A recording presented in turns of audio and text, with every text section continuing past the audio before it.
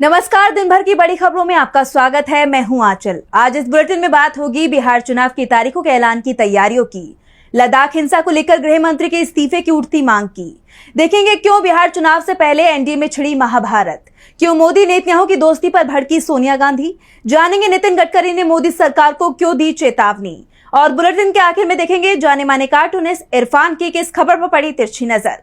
लेकिन दिन भर की तमाम बड़ी खबरों से पहले एक नजर आज की सुर्खियों पर। बिहार चुनाव के लिए बीजेपी ने केंद्रीय मंत्री धर्मेंद्र प्रधान को बनाया चुनाव प्रभारी। केंद्रीय मंत्री सीआर पाटिल और यूपी के डिप्टी सीएम केशव प्रसाद मौर्य बनाए गए सह प्रभारी। पार्टी ने एक्स पर दी जानकारी।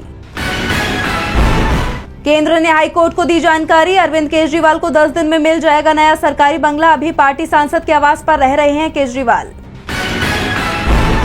यूक्रेन के राष्ट्रपति जेलेंस्की का बड़ा ऐलान, बोले अगर सीजफायर होता है तो राष्ट्रपति पद छोड़ने को तैयार। मई 2024 में ही खत्म हो चुका है जेलेंस्की का कार्यकाल।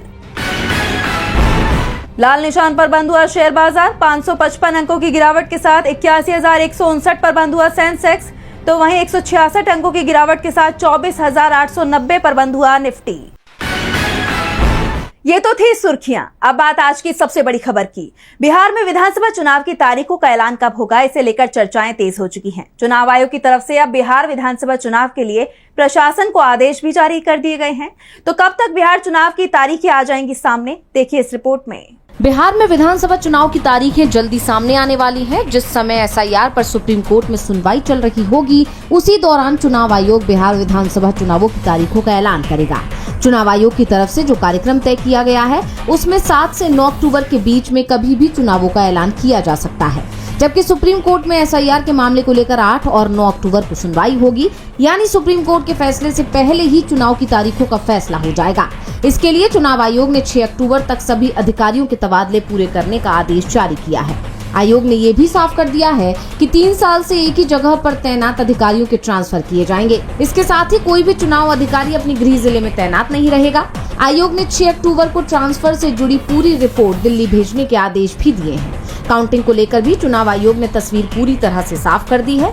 सबसे पहले बैलेट पेपरों की गिनती की जाएगी, उसके बाद ही ईवीएम की काउंटिंग शुरू होगी। अगर बैलेट पेपर की गिनती में देरी हो रही है या बैलेट की संख्या ज्यादा है तो अतिरिक्त टेबल लगाई जाएंगी, लेकिन ईवीएम की काउंटिंग तब तक शुरू नहीं होगी जब तक पूरे बैलेट नहीं गिन लिए जाएंगे। चुनाव आयोग ने बताया कि एसआईआर की प्रक्रिया अंतिम चरण में है और 30 सितंबर को वो बिहार की फाइनल वोटर लिस्ट जारी कर देगा। एसआईआर पर चुनाव आयोग पहले से ही बैकफुट पर है। ऐसे में एक सवाल ये भी उठ रहा है कि 30 सितंबर को जारी होने वाली वोटर लिस्ट में अगर गड़बड़ी हुई तो क्या सुप्रीम कोर्ट इस वोटर लिस्ट को खारिज कर देगा? क्योंकि कोर्ट पहले ही साफ कर चुका है कि अगर उन्हें किसी भी स्तर पर गड़बड़ी मिली तो वो वोटर लिस्ट खारिज करने से पीछे नहीं रहेंगे। साफ है, चुनाव आयोग बुरी तरह से घिरा हुआ है और इसीलिए देश में अब दूसरे राज्यों में एसआईआर की प्रक्रिया को लेकर उसने नियम बदल दिए हैं। अब एसआईआर शुरू करने से पहले सभी राज्यों के मुख्य निर्वाचन अधिकारियों को राजनीतिक पार्टियों के साथ बैठक करने का निर्देश दिया है, जबकि बिहार में चुनाव आयोग ने एसआईआर के आदेश बिना किसी से बातचीत किए दे दिए थे। बिहार चुनाव से पहले चुनाव आयोग दबाव में दिखाई दे रहा है, तो मोदी सरकार भी दबाव में दिखाई दे रही है। मणिपुर हिंसा को लेकर तो वो पहले से ही विपक्ष के निशाने पर रही है, और अब जिस तरह से लद्दाख में हिंसा भड़क उठी, उसने मोदी सरकार की नीतियों पर बड़े सवाल खड़े कर दिए हैं। तो सरकार अब इस मामले में शांतिपूर्ण प्रदर्शन करने वाले पर्यावरणविद सोनम वांगचुक को ही जिम्मेदार मान रही है। तो क्या है पूरा मामला, जानने के लिए देखिए ये रिपोर्ट। लद्दाख के लिए पूर्ण राज्य के दर्जे की मांग पहले से ही उठ रही है। सोशल एक्टिविस्ट सोनम वांगचुक पिछले 15 दिन से हड़ताल पर बैठे हुए थे, लेकिन मोदी सरकार उनकी मांग मानने को तैयार नहीं थी। और अब जब सरकार के इस रवैये के खिलाफ युवा सड़कों पर उतर आए, प्रदेश में हिंसक प्रदर्शन के बाद वांगचुक ने भी अपना अनशन खत्म कर दिया। वहीं सरकार इस पूरे घटनाक्रम के लिए वांगचुक पर ही दोष मढ़ रही है। गृह मंत्रालय ने देर रात बयान जारी कर कहा कि वांगचुक ने भड़काऊ बयान से भीड़ को उकसाया, हिंसा के बीच अपना उपवास तो तोड़ा, लेकिन हालात काबू करने की कोशिशों की जगह एम्बुलेंस से अपने गांव चले गए। उन्होंने अरब स्प्रिंग शैली और नेपाल में जेनजी विरोध प्रदर्शनों का जिक्र करके लोगों को गुमराह किया।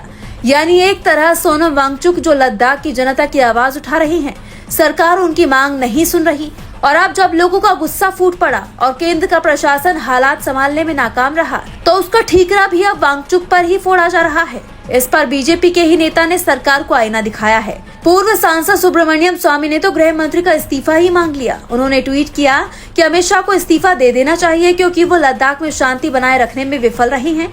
हालांकि उनमें कर्तव्य निभाने की क्षमता की कमी नहीं थी। वहीं नेशनल कॉन्फ्रेंस के अध्यक्ष फारूक अब्दुल्ला ने भी मोदी सरकार को घेरा है। उन्होंने कहा कि लद्दाख के युवाओं ने गांधी का रास्ता अपनाने की कोशिश की, लेकिन सरकार ने उन्हें सुना नहीं। परिणाम स्वरूप वो हिंसा की तरफ मुड़ गए।